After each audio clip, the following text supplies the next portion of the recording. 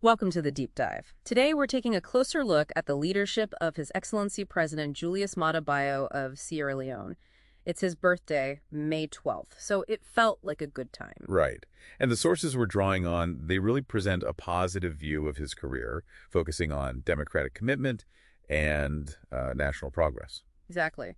So our goal here is really to pull out the main threads of his leadership journey, focusing on those key positive contributions highlighted in this material.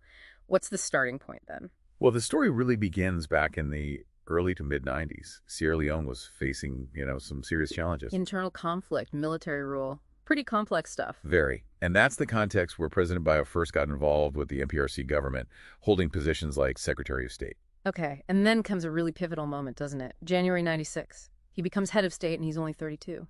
Yeah, and the sources frame this not just as a simple power grab. It's presented quite differently. Well, it's about his move as brigadier then against Captain Valentine Strasser. The rationale given was basically concern over manipulating the upcoming elections. Okay. So the narrative is that it was actually an action to protect the democratic process. That's how it's portrayed. Yes, safeguarding democracy. Interesting. So instead of digging in, he actually pushes forward with multi-party elections pretty quickly, February, March 96, even with the war still going on. Exactly. And then the handover happens, peaceful, orderly, to the elected president, Ahmad Tejan Kaba, end of March 96. Which the sources stress is pretty unusual for a military leader, voluntarily stepping down. Highly unusual, and is presented as sort of the foundational moment for his stated democratic commitment. He himself apparently reflected later on democracy needing to be built on the people's will. So after that, he steps away from the military, heads to the U.S. That's right. Civilian life. He pursues a master's degree, international affairs at American University. Feels like a deliberate shift, a time for intellectual development. That's the sense you get, a period to really deepen his understanding of democratic systems, international relations, economics, governance, all of that.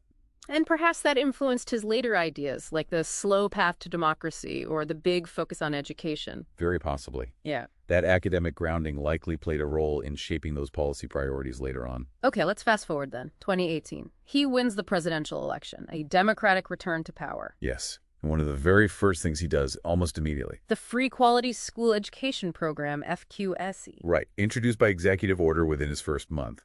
It signals just how central that was to his vision. It's positioned as fulfilling that belief in education for all, a foundation for progress. It's a big commitment right out of the gate. And it wasn't just education, was it? The sources also talk about human rights advances. Yeah, definitely. The big one mentioned is repealing the death penalty. A historic move, aligning Sierra Leone with international norms, enhancing human dignity, essentially. And alongside that, efforts towards good governance. Things like overturning prior policies linked to alleged corruption. Correct. Measures aimed at addressing perceived mismanagement from the previous government. There's also a clear focus highlighted on youth empowerment. Right, seeing young people as vital, linking things like the FQSE to creating future opportunities for them. Exactly. And then there's the failed coup attempt in September 2023. Which the sources present as another test successfully overcome, reaffirming democratic stability under his leadership. It does seem to reinforce that narrative of resilience. So you see this thread, this consistency the sources point to. From 96 all the way through to the current presidency, a commitment to democratic processes seems to be the through line. That and the powerful belief in education and human development as central pillars. FQSE really exemplifies that. And his re-election, of course, is framed as the public giving a thumbs up to his New Direction agenda. It completes an interesting arc, doesn't it? From enabling democracy back in 96 to being democratically elected and then re-elected.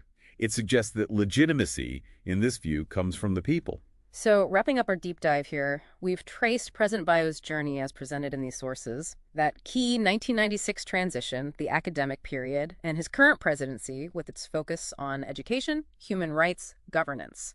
Happy birthday again to President Bio. And the underlying message seems to be about potential for continued positive change in Sierra Leone, built on these investments in people and democratic structures, things with potentially long-lasting impact. It does leave you thinking, doesn't it? Yeah, it makes you ponder how much those early actions of a leader really echo throughout their entire legacy. And maybe more broadly, just how powerful investing in human capital like education can be for shifting a whole nation's future.